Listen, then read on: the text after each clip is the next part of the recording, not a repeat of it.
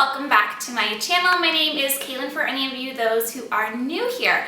On my channel, I focus a lot on how to bullet journal. How to bullet journal with your plan with me's, how to bullet journal as a student. This is where I started and absolutely loved getting into bullet journaling. But most recently, I've shown you guys how to use your bullet journal when you are moving.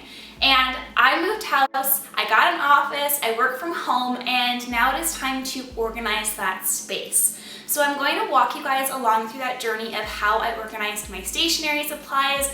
I got a lot of stuff other than just bullet journal supplies. I got things like other crafts like knitting, cross stitch, scrapbooking, the list kind of goes on and on. Painting, there's another one.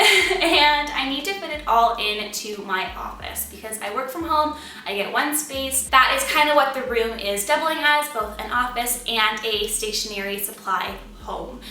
Before I jump into the video, make sure to stay tuned to the very end where I shout out one of you guys. And if you want, please subscribe. It is free. You can join the family. It is awesome. I love how you guys are so supportive here and leave lovely messages down below. Okay, so now we're on to the actual organizing of these stationery supplies. And for this, I gotta show you what I'm working with.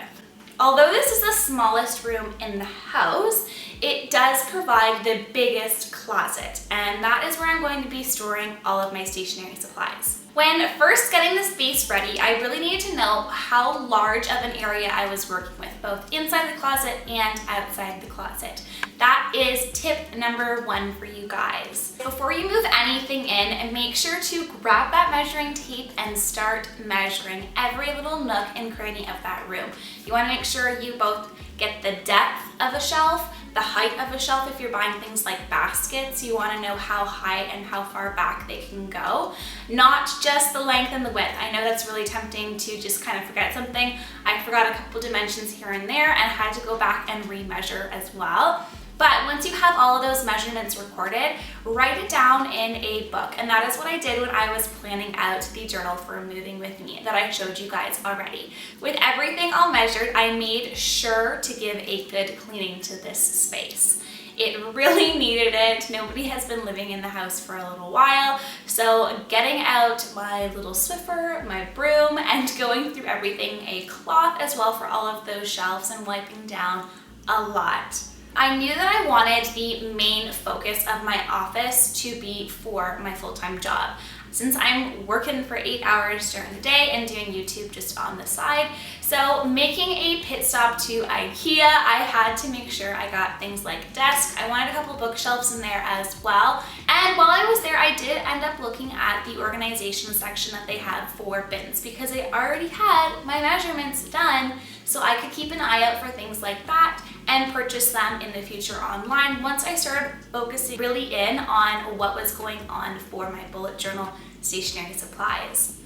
Bringing everything home, built it all up, and kind of got the main space of my office together, I didn't really end up focusing my time on actually putting my supplies for my bullet journal, all of my other crafts away into a space that they belong. So that is tip number 2 for you guys. Make sure to set aside time to actually prioritize getting this done. I know it becomes really easy to get sidetracked with everything and life just kind of happens. So for me, this process took me over a couple of days, and I set aside time straight after work to buy everything, but also to make sure I had time to actually start putting things away. Tip number 3 for you guys, pull everything from every nook and cranny of your room, of your house, of your apartment, whatever space you are in. You want to grab everything from the house that you are planning on putting in this room. You need to visualize exactly what you have, because you need to know what you need to organize. You can't really do one thing without the other, and if you try, it's gonna be a lot harder. You might buy the wrong size box, you might not have enough of the boxes, and things like that will start to add up. You'll do a lot more unnecessary trips, or if you're buying things online, you're gonna be paying that delivery fee more than once. Now I know it is super tempting to go out and be like, oh my God, this is so cute, I have to have it. But trust me, when you want a clean and organized stationery supply area for you guys, it is honestly the best option just to wait and plan things out a little bit more. Once you got everything, this is where you can start the most tedious part of the job, and that is organizing all of the stuff that you have into different categories. For me, I ended up organizing it into 4 basic categories. 1 for my bullet journal, a lot of those supplies that you guys see in my week-to-week videos. 2, I had things like knitting that I usually pull out during the winter. 3, I had scrapbooking, so papers, all of that type of things, as well as my 4th category, which is painting, and that could be my acrylic paint and my watercolor paints. I know this is a lot of crafts. This is my hobby, I absolutely love it. So I have a lot of different ends and odds to organize. Tip number 4 for you guys, get a list of exactly what you need. So the amounts and the measurements. Now, this is where tip number 1 and 3 really come into hand, because you already have those measurements done and you already have an idea of what you're working with. You know, okay, I need a place to store my 1,000 sticky notes that you have an obsession with. I know I need to work on it, but I'm getting better. I'm not buying any more.